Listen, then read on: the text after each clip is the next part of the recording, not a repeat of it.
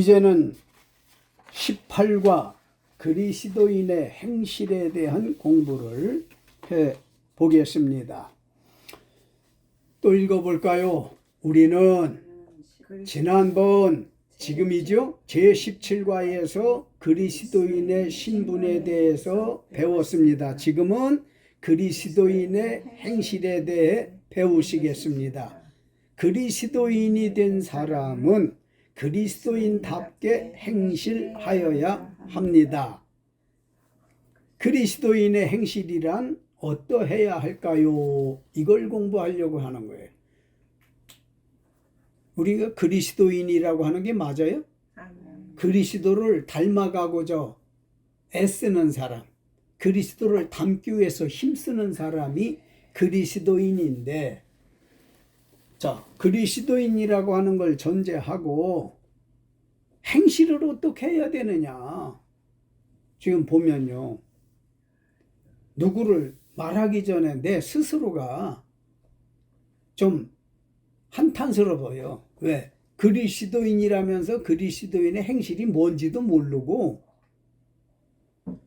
그렇게 살지 못하는 것이 많아서 내 스스로 딱하다 하는 생각이 들어.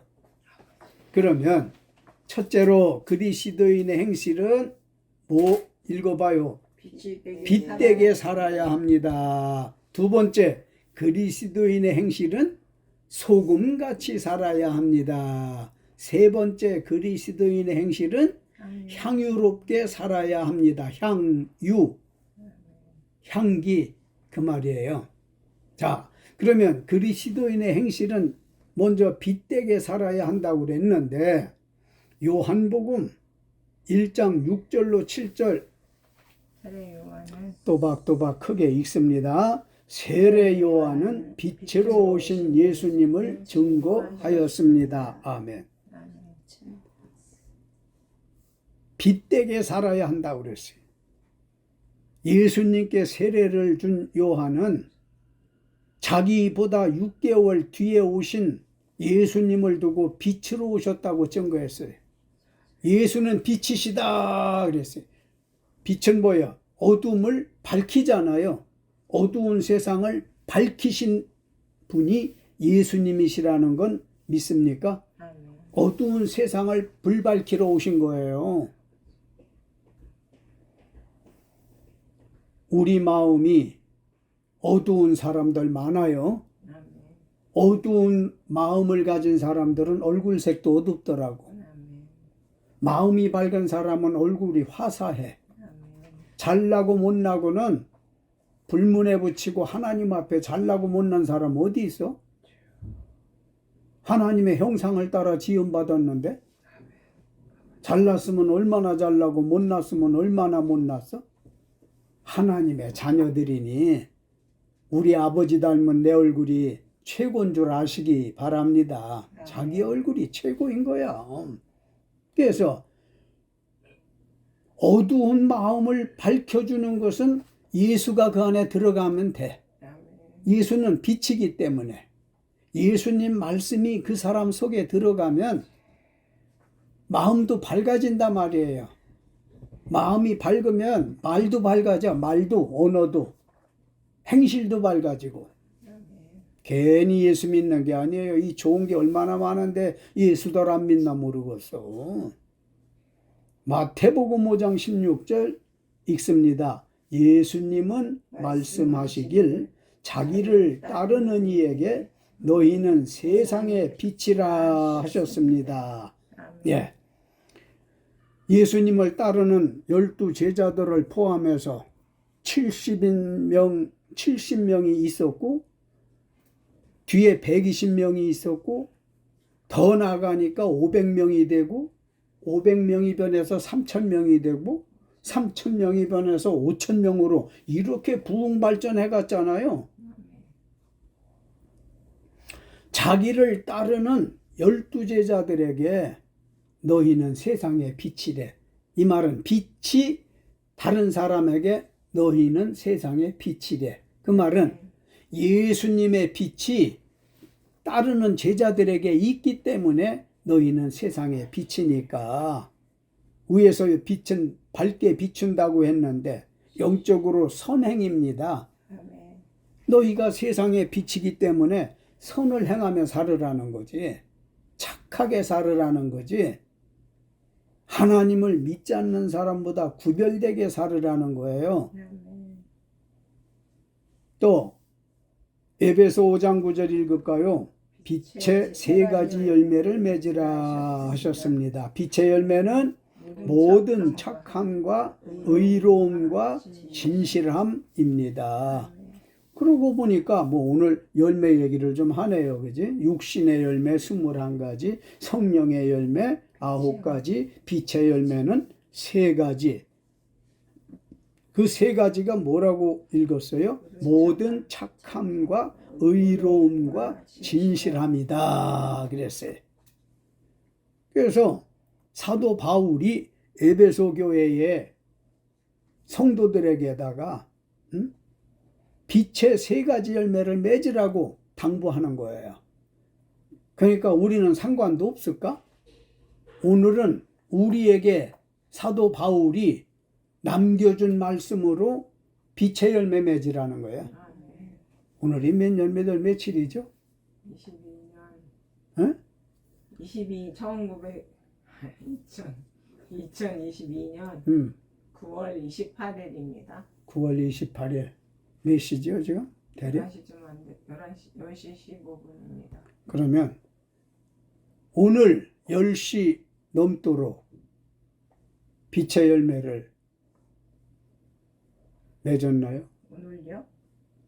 오늘 시작돼서 이 시각 오도록 모든 착함과 의로움과 외로움, 의로움. 의로움과 진실함에 있다 그랬으니 진실, 착함, 착하게 살았느냐 말이야. 네. 의롭게 살았느냐 말이야. 네. 정직하게 살았냐 말이야. 네. 축하해요. 빛의 열매를 맺은 거니 우리 예수 믿는 사람들이 이 3가지 열매도 맺어야 된다는 거죠. 아멘. 그리스도인의 행실을 공부하고 있어요. 네. 빛의 열매를 맺는 방법은 무엇이겠느냐? 로마서 13장 12절 읽습니다. 어둠의 이를 벗고 또 빛의 갑옷을 입어야 합니다. 됐어요. 어둠의 일을 벗고 빛의 갑옷을 입어야 한단 말이야. 뭘 벗고 뭘 입으랴? 어둠의 일을 벗고 어두운 행동하는 거 벗어버리고 빛의 갑옷을 입으라는 거예요. 세상 방법 버리고 말씀 의지함을 뜻하는 겁니다. 예수 믿는 사람들이 어두움에 묻혀서 어두운 생활을 하고 이래서 아니 되니까 그건 벗어버리라는 거야. 홀딱 벗어버려 그거는. 그리고 빛의 갑옷을 입으라는 건 갑옷은 어때요? 작은 돌이 하나가 날라왔는데 갑옷 속에 있는 내 피부가 상할 리 없지요. 네. 막아주는 거예요. 하나님의 말씀으로 말씀으로 무장하는 것을 뜻하는 거고요. 또 로마서 13장 13절 읽어볼까요? 낮과 같이 단정히 행하여야 합니다. 예. 밤보다 낮에는 범죄율이 적어요. 그런데 낮보다 밤에는 범죄율이 많지요. 안 보니까, 잘 안 보이니까 이래가면서 나쁜 생각을 행동으로 옮기는 경우가 많고요. 또 낮에는 그런 대로 품행이 단정한데 어두움 내리면 행실이 그렇게 단정하지 못한 걸 나한테도 발견하고 남에게도 그런 걸 내가 많이 봐요. 어떤 공무원 아저씨가 길을 가다가 캄캄한 아는 분이니까 내가 알지. 공무원 아저씨가 넥타이도 탁 풀고 말이야. 저쪽에 가더니만은 전봇대 곁에서 노상방뇨를 하더라고요. 낮에 같으면 그렇게 안 했을 거예요.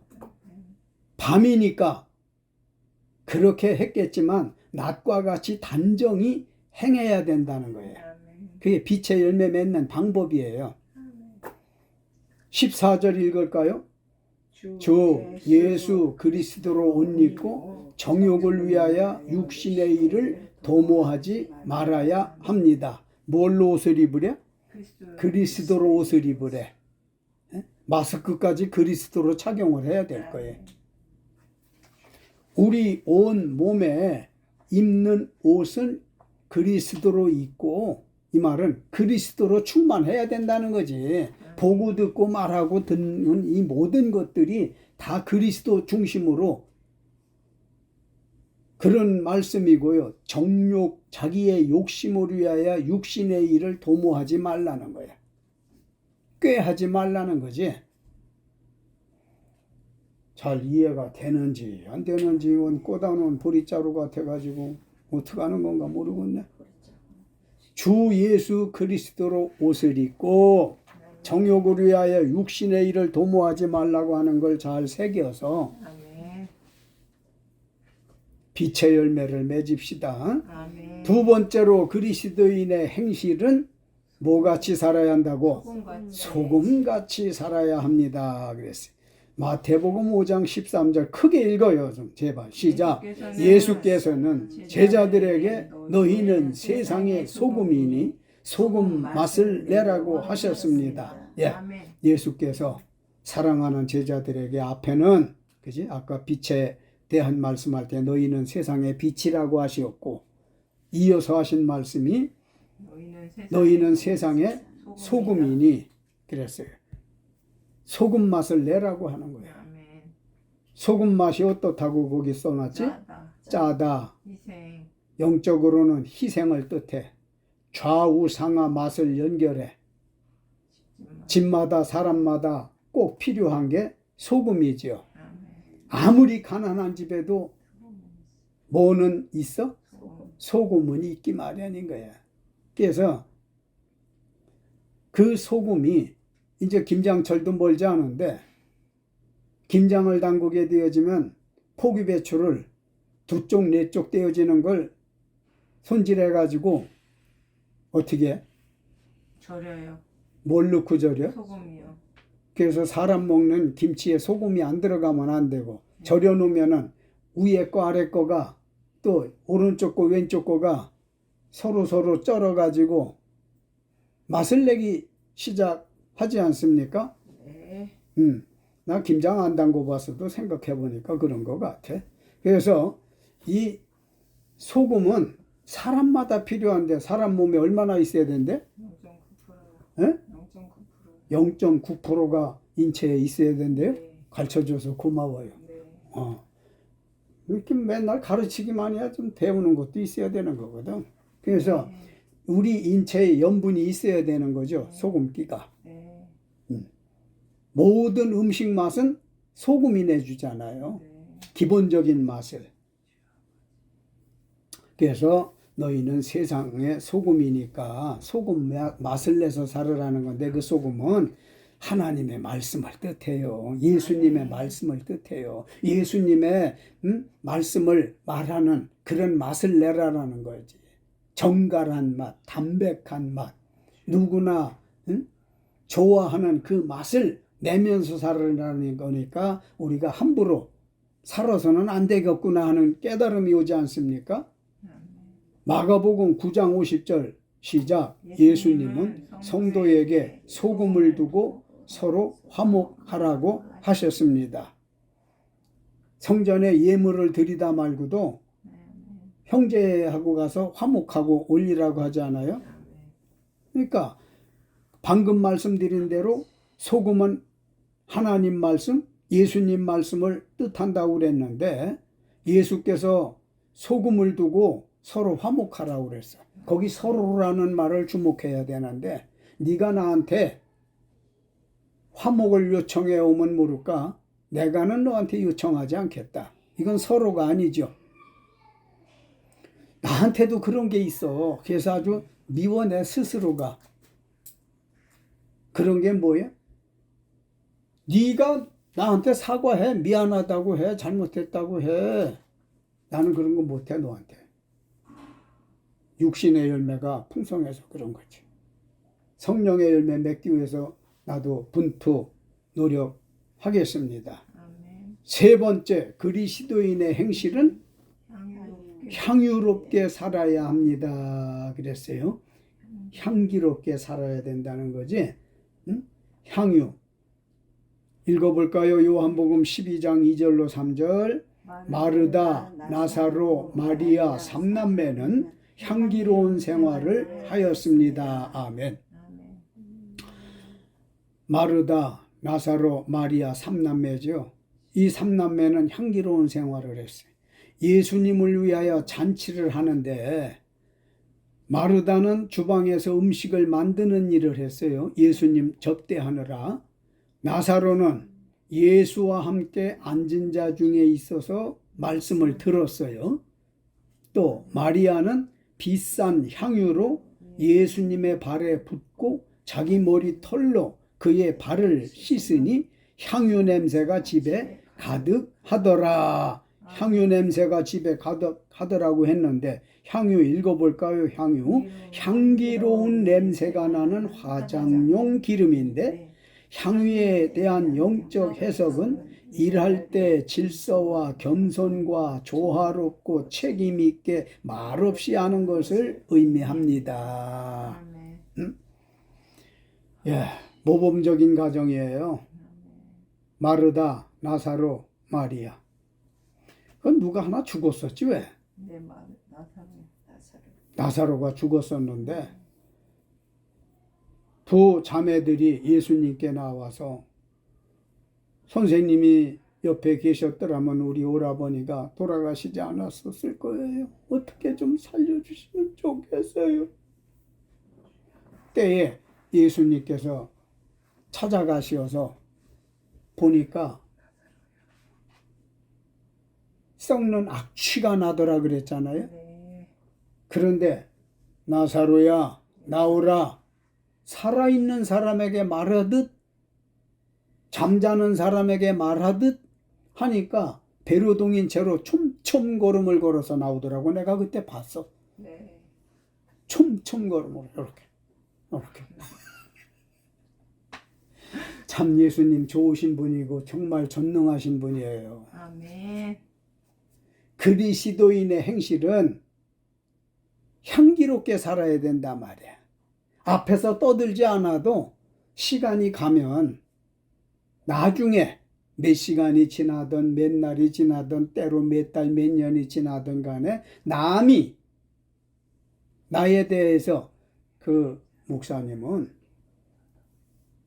말씀은 없었는데 정말 예수 잘 믿는 분 같아. 이거 향기잖아요. 반대로 내가 떠벌려 예수 좀 잘 믿어. 왜 그렇게 그따위로 믿어? 막 소리를 지르고 내 행실은 엉망이면 남들이 나를 존경하겠어요? 에휴 그 사람이 무슨 목사야? 에이. 아 목사가 맞다 참. 맞는 게 나무 목에 죽을 사자 쓰면 목사지. 죽은 나무지. 목사가 맞네. 우리 교회 안에서 수고하는 목사님은 기를 목자 스승사자 써. 기르고 가르치는 거예요.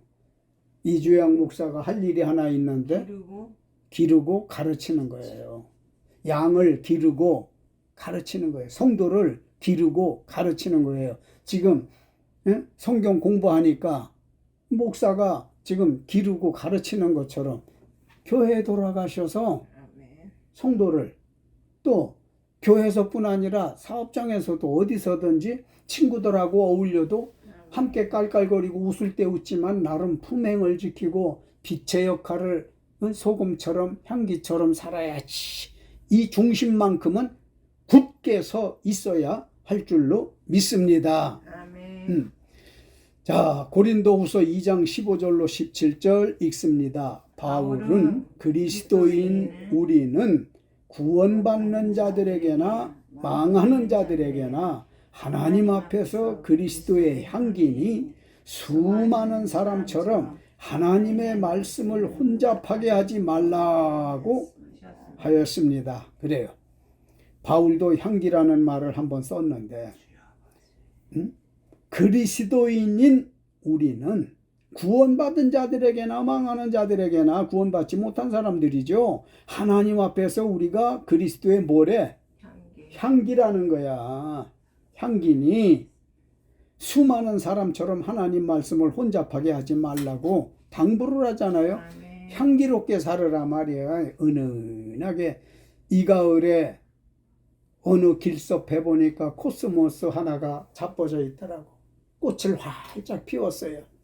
근데 그 주변을 거닐라니까 그 은은하게 풍기는 향이 코끝을 간질려. 자빠져 있지만은 향기를 품고 있더라 말이지. 아멘. 그것처럼 우리는 망하는 자들 앞에나 구원받는 자들 앞에서 그리스도의 향기라는 거야. 아멘. 향기는 발해야 되는 거예요. 풍겨야 되는 거예요. 어떻게 예수 믿는 게 좀 뭔가 색달라야 되겠구나 하는 걸 느끼게 하죠. 자, 그리스도인 행실 3가지 결론적으로 같이 읽고 마칠까 합니다. 결론 말씀 같이 읽어요. 오늘 배우신 그리스도의 행실은 빛처럼 밝게 살아야 하고 소금처럼 맛을 내며 살아야 하고 그리스도의 향기를 바라는 행실을 해야 합니다. 그렇게 삽시다. 아멘. 기도하십시다.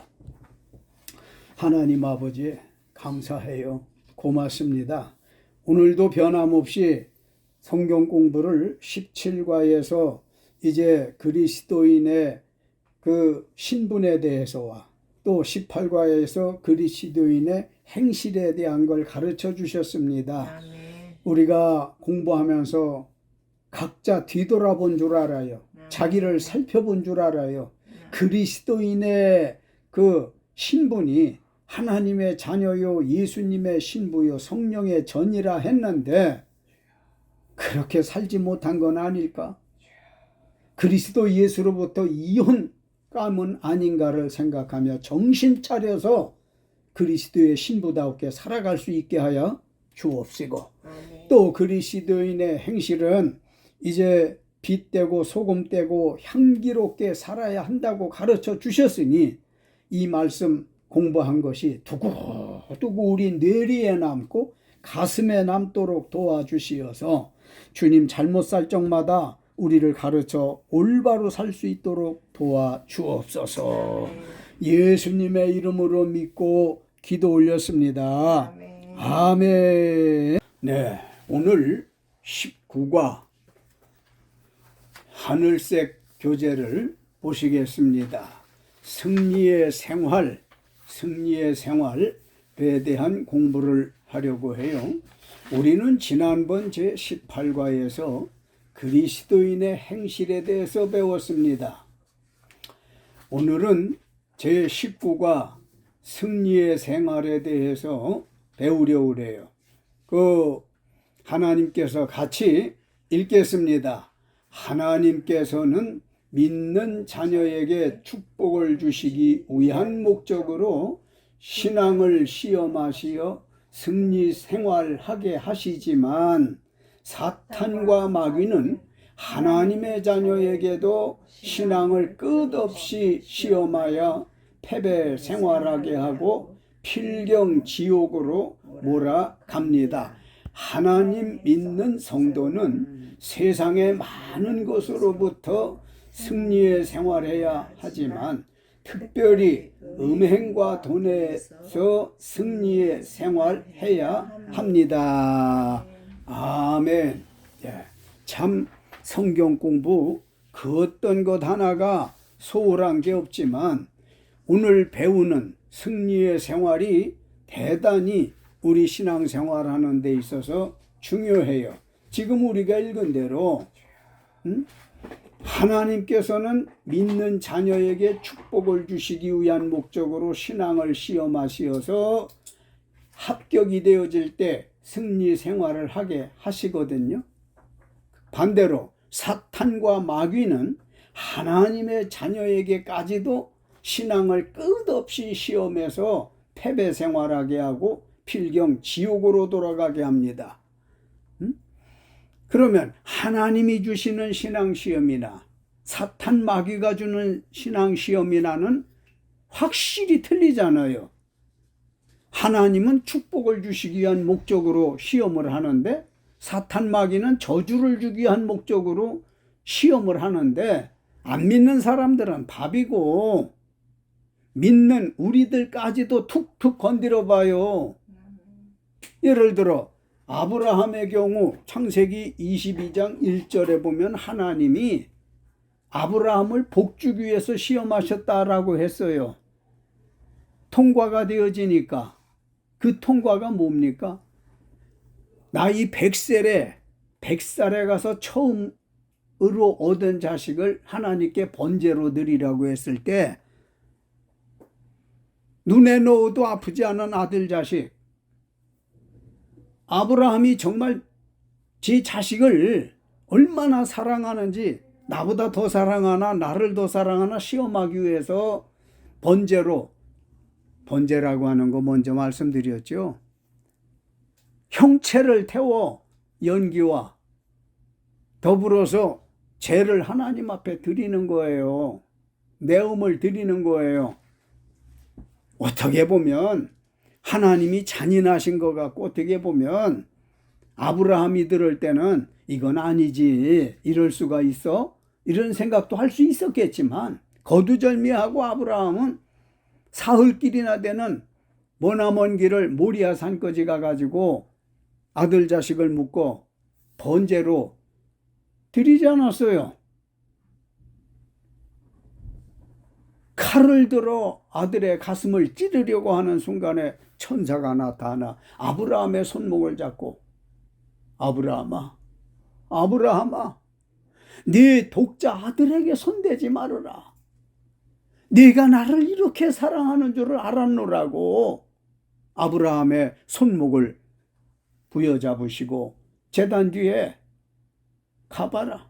순양이 걸려 있으니 그것으로 대신하라고 해가지고, 그래서 그가 믿음의 조상이 되는 복을 받았던 것이지만, 사탄 마귀라고 하는 것은 오늘 배우려고 하는 음행과 돈 중심으로 승리의 생활 어떤 것인가를 말씀드리려고 하지만, 원수마귀 사탄들은 믿는 사람들 거지라도 할 수만 있으면 꼬드겨 가지고 재물을 삼아 필경 하나님의 자녀가 아니라 저희들 자녀로 천국이 아니라 지옥으로 끌고 가려고 하는데 그 목적이 있어. 그러니 하나님께서 설사 우리에게 시험을 준다, 아니면은 사탄 마귀로부터 오는 시험이 있다 하더라도 우리는 승리의 생활을 해야 할 줄로 믿습니다. 말씀드린 대로 많은 걸 다 할 수는 없지만 음행과 돈에 대한 것이 대표적인 게 아닌가 싶어요, 우리 사는 세상에. 그래서 음행과 돈으로부터 승리의 생활을 좀 해야 되겠다는 취지에서 공부를 하는데, 굵은 점에 있는 대로 하나님은 음행으로부터 어떻게 승리의 생활하게 하실까요? 창세기 39장 12절 교재대로 읽습니다.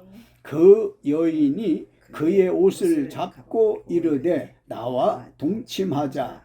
그러나 요셉이 자기의 옷을 그 여인의 손에 버려두고 밖으로 나가매.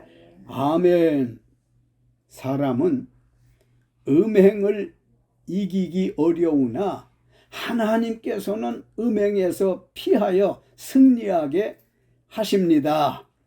야곱의 11번째 아들 요셉이 있지 않아요? 그 요셉은 자기 아버지의 사랑을 받고 꿈을 잘 꾸고 그 꿈이 잘 맞아 친형제들의 시기 질투를 받아 형제들에게 나이 17세에 은 20에 미디안 사람 요셉에게 팔려가 애굽에서 지냈는데요.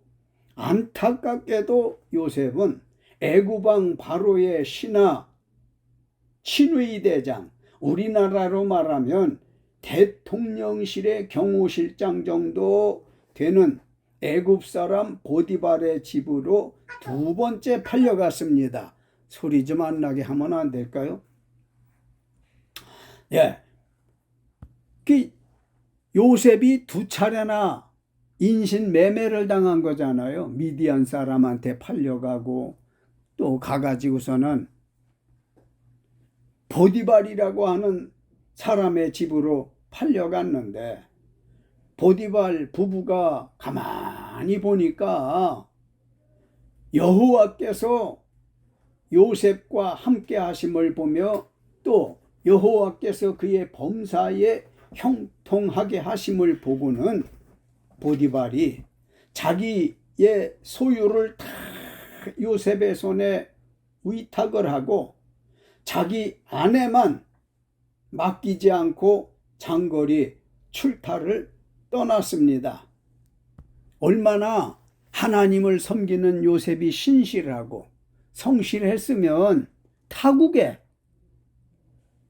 두 차례나 팔려가 가지고서도 믿는 마음을 저버리지 아니하고 하나님 중심으로 주인을 기쁘게 하나님을 기쁘게 하는 삶을 살다 보니까 하나님께서 요셉 때문에 그 집이 복을 받게 되어졌거든요.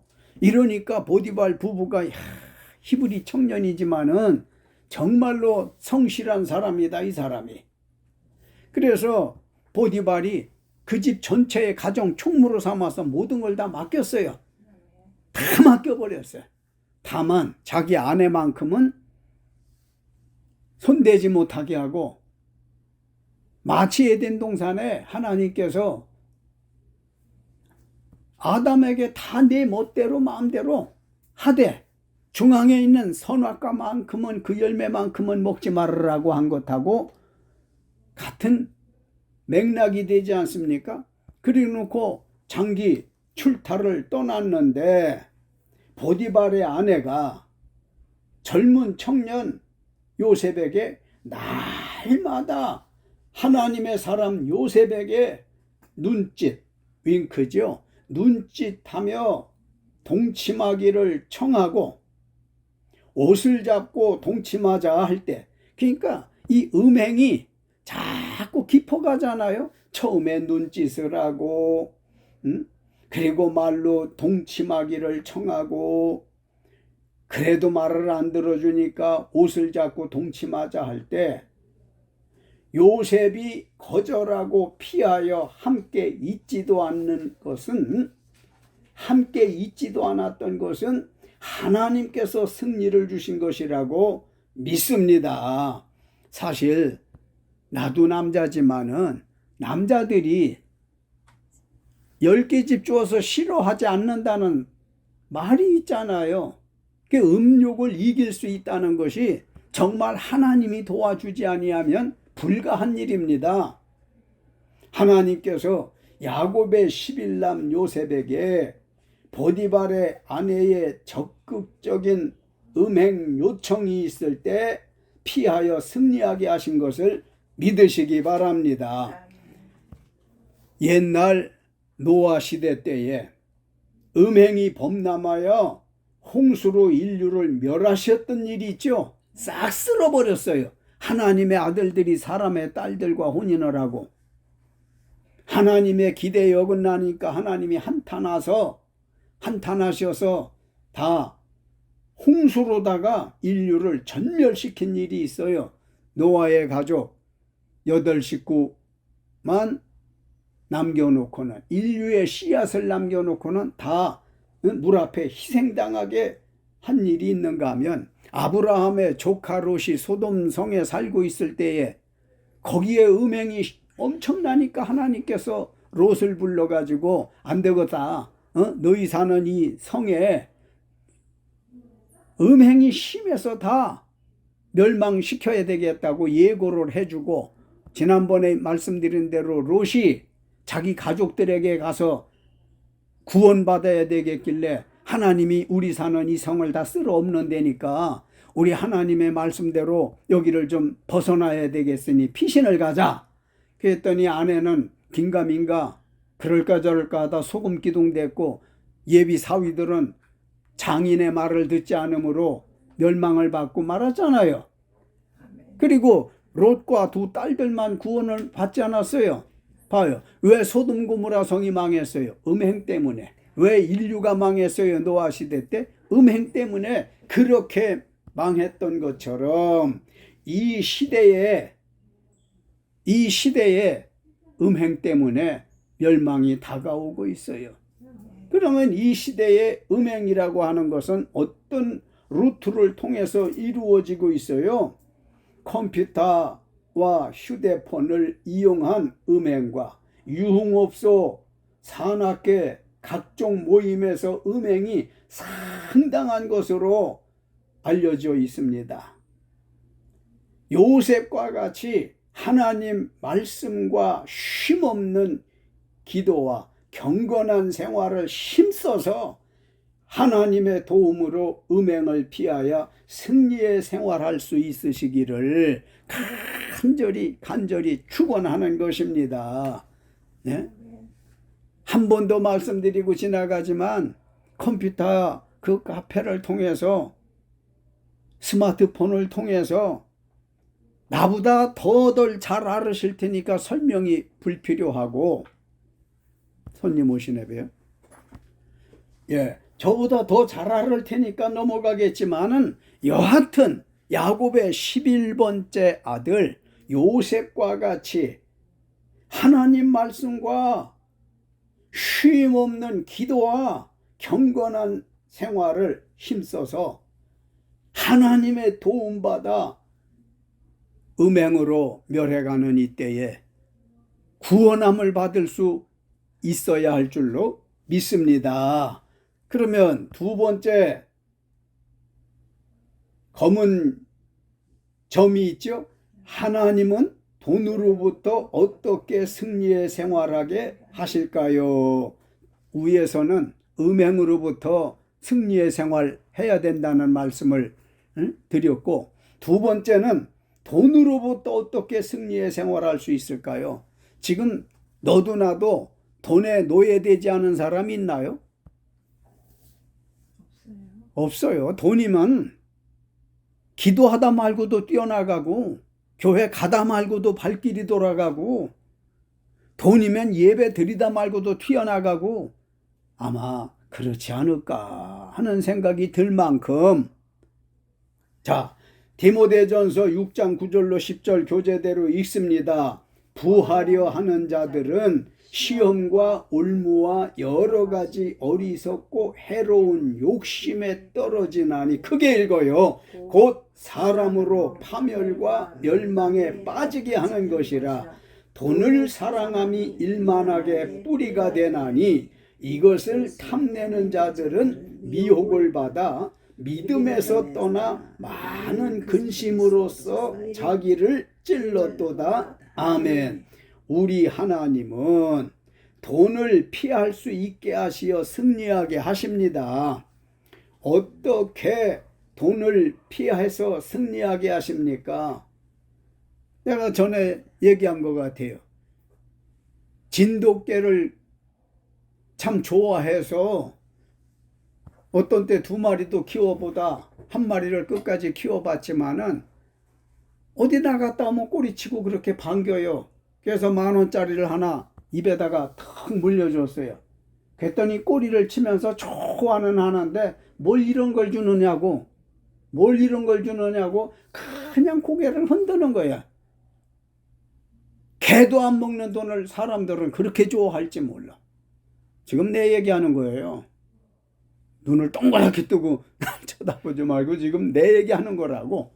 나도 돈을 엄청 좋아해. 안 좋아한다고 하면 내가 내 양심을 속이는 거잖아. 에?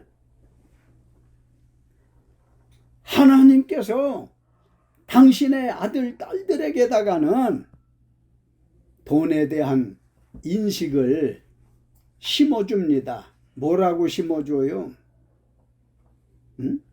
돈을 사랑하는 것이 모든 악의 뿌리다. 부자 되려고 애쓰는 사람은 시험에 들고 함정에 빠지게 되고 결국 자신을 망치는 구덩이에 떨어진답니다. 돈 많이 얻으려다 진실한 믿음에서 떠나 더 큰 근심과 고통만 당하게 된다는 교훈으로 돈을 피해 승리하게 하십니다. 응? 하나님이 아시지. 우리가 나서면 버스비라도 있어야 되고 기름값이라도 있어야 되는 거 아닙니까? 이렇게 돈이라고 하는 것은 꼭 필요해. 그런데 하나님보다 돈을 더 사랑해서는 안 된다는 거지요. 응? 하나님보다 돈을 더 사랑해서는 안 된다는 거예요. 그래서 예수님께서 말씀하시잖아요. 너 쓸 건 미리 아신다. 하나님 사랑하면 하나님이 필요로 하는 돈을 때마다 주는데 일용할 양식을 주신단 말이에요. 오늘 필요한 걸 주시오. 오늘 필요한 걸, 오늘 먹을 걸 주신다고요. 아멘. 하나님은 자기가 선택한 백성에게 돈에 대한 경각심을 주시어서 승리의 생활하게 하신다는 것을 믿으시기 바랍니다. 아멘. 하나님은 음행과 돈으로부터 어떻게 승리의 생활 한다고 말씀 들으셨어요? 창세기 거기 나오는 대로 39장 12절 읽습니다. 하나님은 요셉에게 음행을 피하는 소극적인 방법으로 승리 생활하게 하셨으며, 또 디모데전서 6장 9절로 10절도 읽을까요? 돈 사랑함이 일만 악의 뿌리가 된다며 돈을 피하는 소극적인 방법으로 승리하게 하셨습니다. 그래요. 그러면 돈과 음행을 거기에서 이길 수 있는 것은 소극적인 방법으로는 피하는 것이다.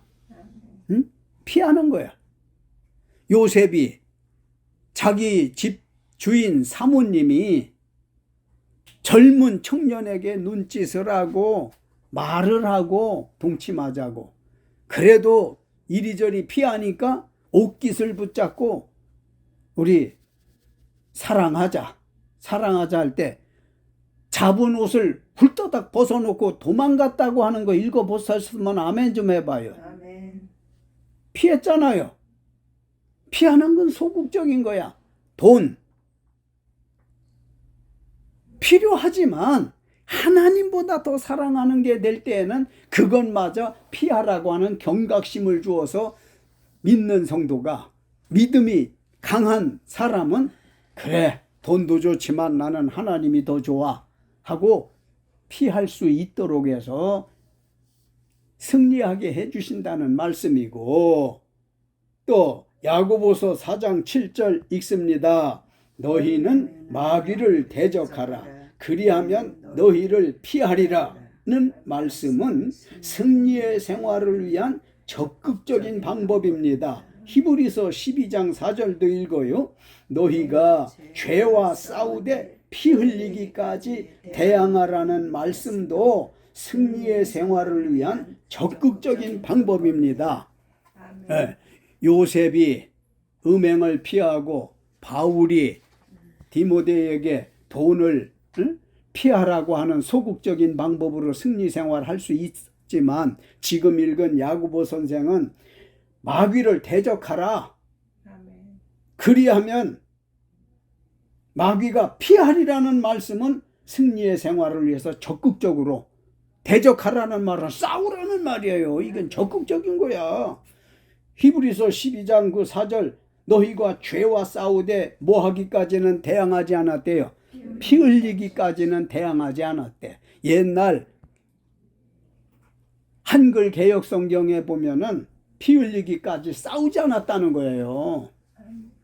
그러니까 승리의 생활은 두 가지 방법인 거지. 하나는 소극적인 방법이 있고 하나는 적극적인 방법이 있다. 소극적인 방법은 피하는 거예요. 내가 이길 수 없어.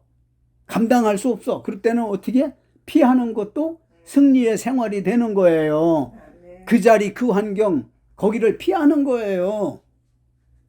적극적인 면에서는 피 흘리기까지, 머리가 터지기까지, 심장이 터지기까지 대항하고 싸우라는 거잖아요. 뭐하고? 마귀하고 싸우고 사탄하고 싸우고 자기하고 싸우라는 거예요. 아멘. 그러면 이기게 하신다는 거잖아요. 결론적인 말씀 같이 읽겠습니다. 승리의 생활할 수 있는 비결은 소극적으로는 피하고 적극적으로는 피 흘리기까지 대항, 즉 싸우라는 것입니다. 우리 하나님은 성도가 음행과 돈에 대하여 사탄과 마귀로부터 승리의 생활할 수 있도록 도우시는 분인 것을 확실히 믿으시기 바랍니다. 승리할 수 있으시기 바랍니다.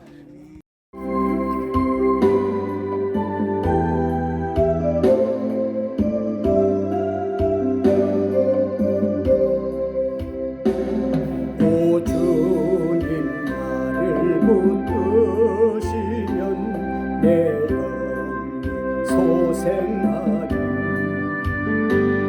그 크고 귀한 사랑의 품 발길을 인도주네.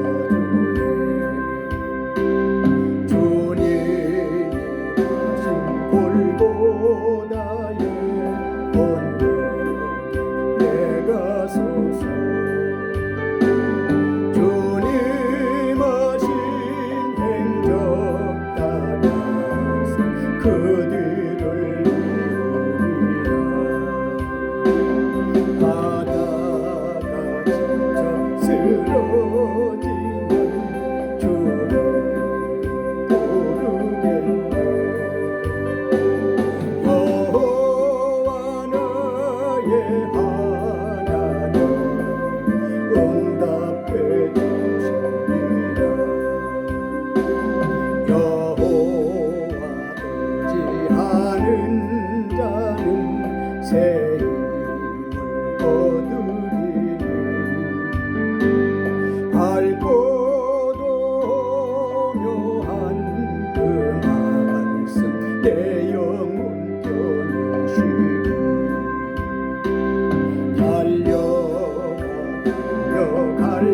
달려갈지라도 세상 길 가지 말고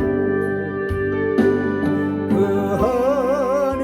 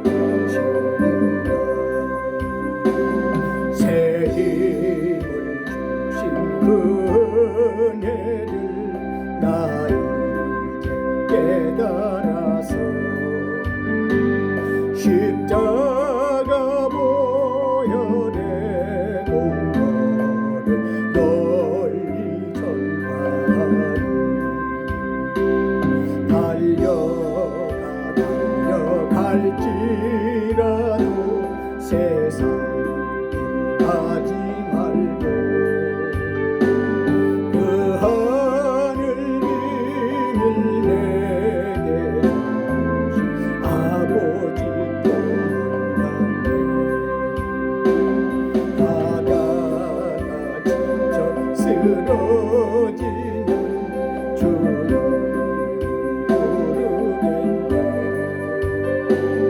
여호와 나의